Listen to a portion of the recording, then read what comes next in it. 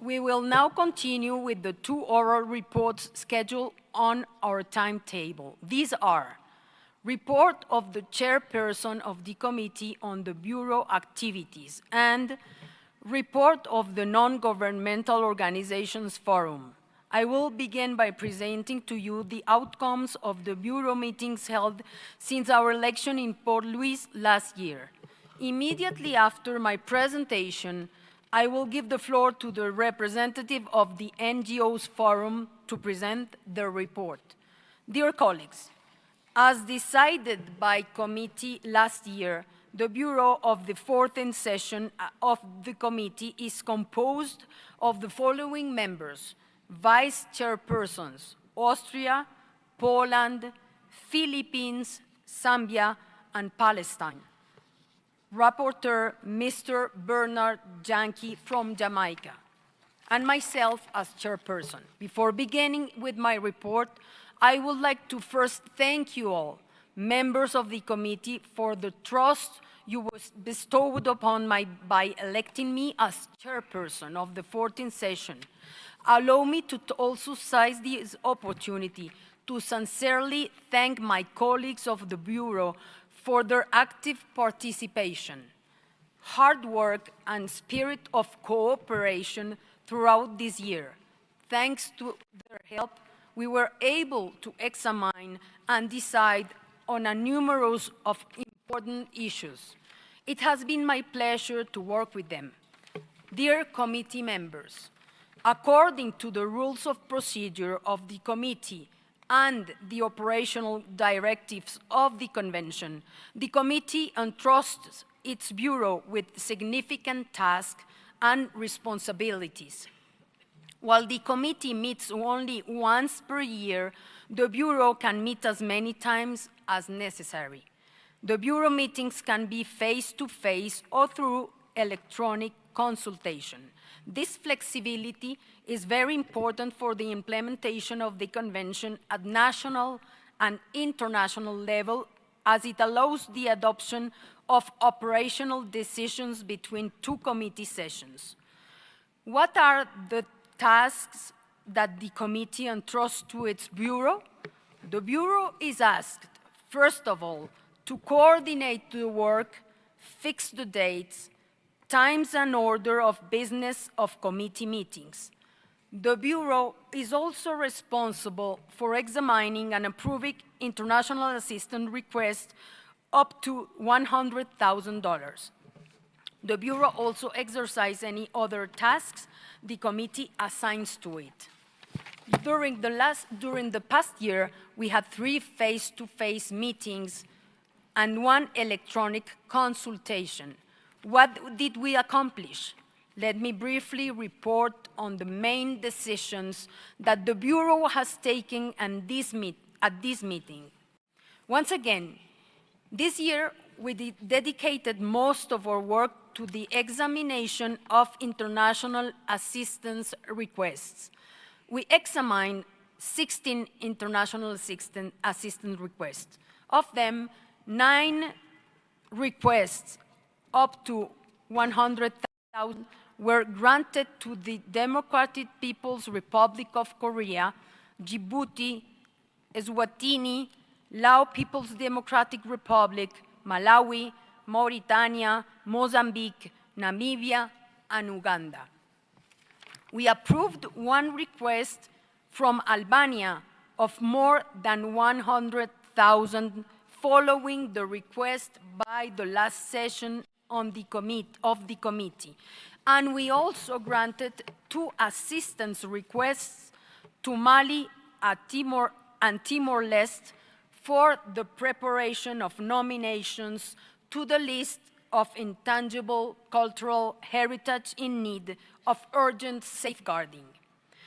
This means 12 requests were approved for a total amount of $952,450 US dollars. These approved projects aim at safeguarding specific living heritage practices, developing community-based inventories, building national or local capacities for implementing the Convention, and fostering the transmission of living heritage through non-formal learning and transmission. Please join me to congratulate the states that have been granted financial assistance this year and wish them successful safeguarding of their living heritage. It is important to note that compared to last year, the percentage of requests not approved is lower. Only 4 requests were referred back to the submitting states. We may attribute this positive development to the efforts by the Secretariat to provide support to submitting states in finalizing the request, as well as more generally to the results of the global capacity building program that the Secretariat has been undertaking since 2009.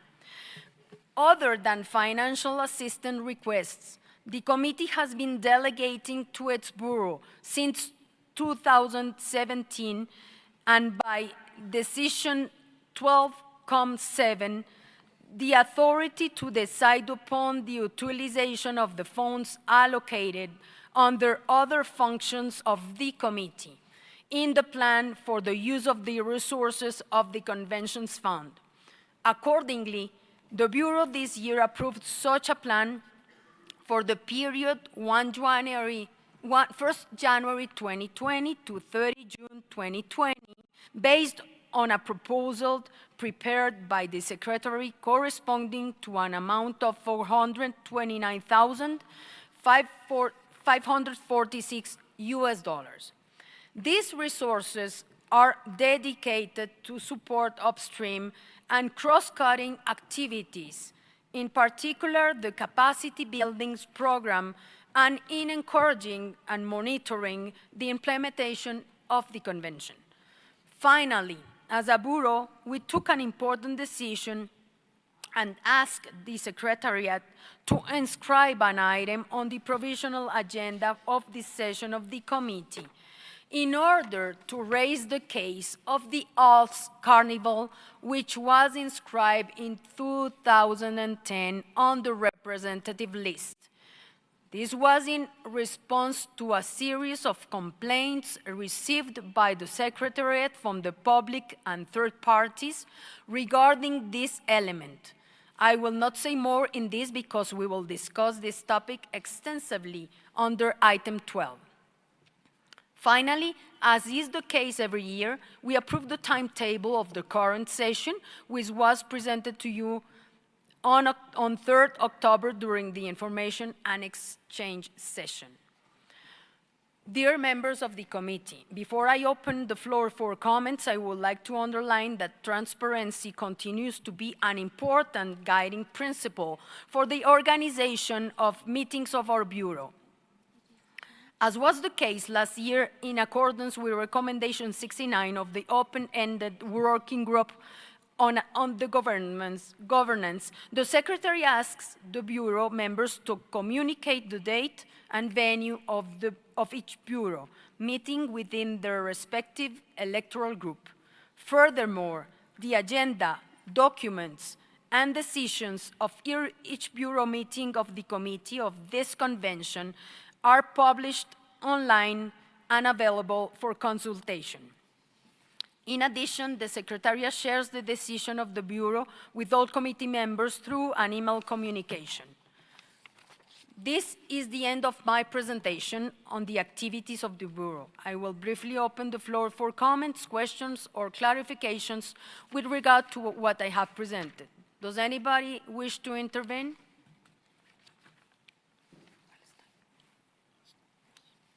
Yes, Palestine, please. Thank you, Madam Chair. And as you mentioned, not more than 2 minutes. I will try in 30 seconds. A quick question about the timetable and the number of meetings of the Bureau. Up till now, we didn't see the timetable and the meetings of the Bureau on the screen. Could we just have it again? Thank you.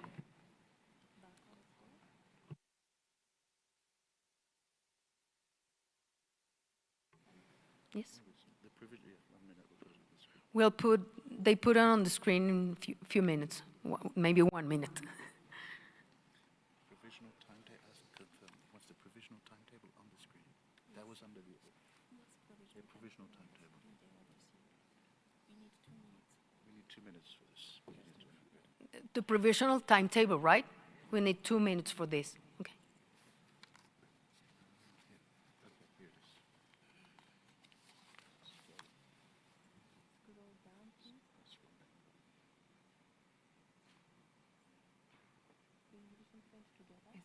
Yeah, this is the provisional timetable.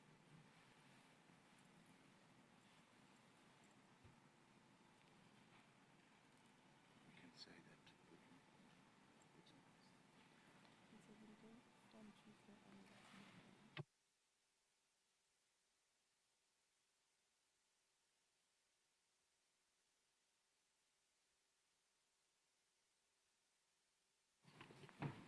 Mr. Curtis has the floor to explain something about this item.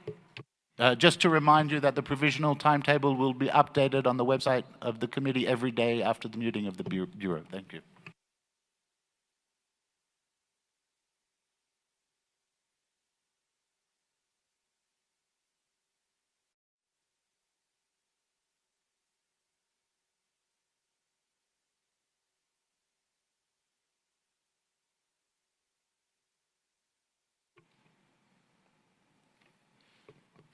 Okay, let us move on to the second report and invite the representative of the NGO Forum to briefly present the NGO Forum activities.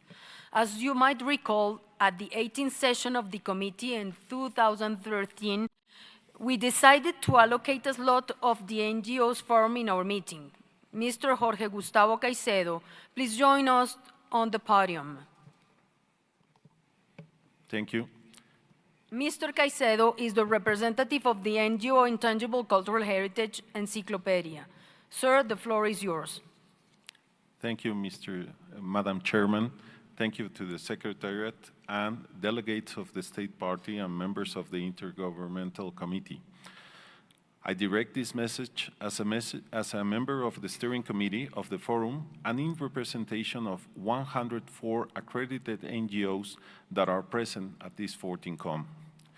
Culture is the dialogue between individuals and their environment, so particular and unique as the diversity of our Earth. We are the heirs of these cultures.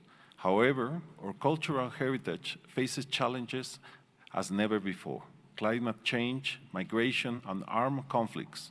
We are here as organized citizens to share our experience and act with proposals to find a solution to these challenges together.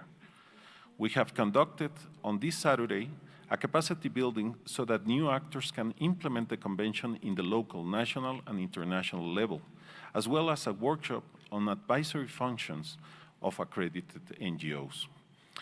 We held assessments of needs, opportunities, and challenges for each region, and we learned from safeguarding experiences of 3 Colombian organizations working with bearers of the intangible cultural heritage.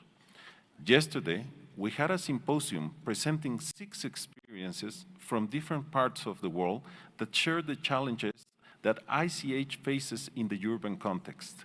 We also talk about how NGOs can contribute to face multiple challenges on the listing mechanism for the local bearers.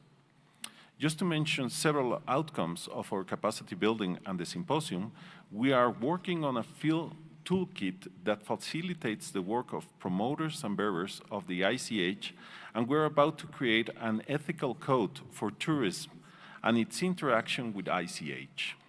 Also, we discuss extensively the challenge of the listing mechanism and will come with our suggestion when this agenda item number 14 comes to the floor, including our written working proposal that would be further elaborated and made publicly available with the view to include recommendations into the global reflection process on the reform of the listing mechanism. ICH NGO Forum is an association that is looking to add all the voices of the accredited NGOs. Thus, we are in the process to strengthen our governance by creating a code of conduct and operating rules that has been exposed to the present NGOs. We invite you to participate in the events of the NGOs. Today, we have the presentation of the Heritage Alive book on traditional food that collects 17 examples of good practices all around the world. And finally, we would like to thank the generous support of the governments of Sweden and Singapore that made the capacity building and the symposium such a great success. Asimismo, quiero darle el agradecimiento al gobierno de Colombia por su generosa hospitalidad y darle a todos ustedes la bienvenida a esta región de Latinoamérica. Thank you. Thank you, Mr. Caicedo, for updating the committee on the important discussions and work accomplished by the NGOs Forum. We are all grateful for the forum's continuous efforts in the implementation and the end for the work accomplished by NGOs in the safeguarding of intangible cultural heritage. Indeed, aware that NGOs play an important role in the safeguarding of living heritage, the committee initiated a discussion last year to reflect on their participation in the implementation of the convention. Consequently, a consultation meeting on the role of accredited non-governmental organizations under the 2003 convention was organized earlier this year in April. However, I will not dwell more on this, and this is the subject on item 15 of our agenda. Does anybody wish to take the floor in response to the report presented by the NGOs Forum? Philippines? Okay, Philippines, please. Thank you, Madam Chairperson. At the outset, we wish to warmly thank the people and government of Colombia for hosting this session of the committee in Bogota. We appreciate the welcoming atmosphere and rich cultural heritage of your beautiful country. Se dice que los Filipinos son los Latinos de Asia, así que nos sentimos como en casa aquí. Under your able leadership, we are fully confident that this session shall have fruitful and substantive outcomes. Rest assured of the Philippines' support and cooperation. We thank the NGO Forum for their report. Our delegation briefly observed the NGO Forum yesterday and find the Forum's recommendations very interesting. We particularly support observations regarding the importance of the Register of Good Practices and the need to take it more visible, accessible, and user-friendly. Networking among the communities and institutions with recognized good practices can contribute much to fulfilling the purposes of the convention. We believe it is vital for the committee to have regular interface and more interactive engagement with the NGO Forum. The richness of the recommendations merit more in-depth discussion.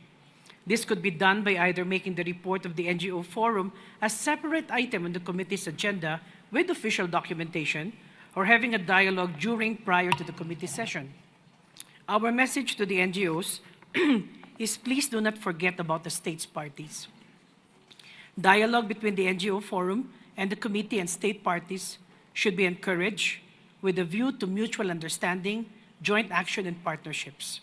This is what our delegation tried to do when it co-chaired the informal ad hoc working group last year. Noting item 15, which was mentioned by the chair on our agenda, we hope that the committee shall in the future seek to strengthen its dialogue and partnership with the NGO Forum. For indeed, safeguarding of intangible cultural heritage is a shared responsibility. And as much as possible, we need all actors and stakeholders working together for this common mission. Muchas gracias, señora presidenta.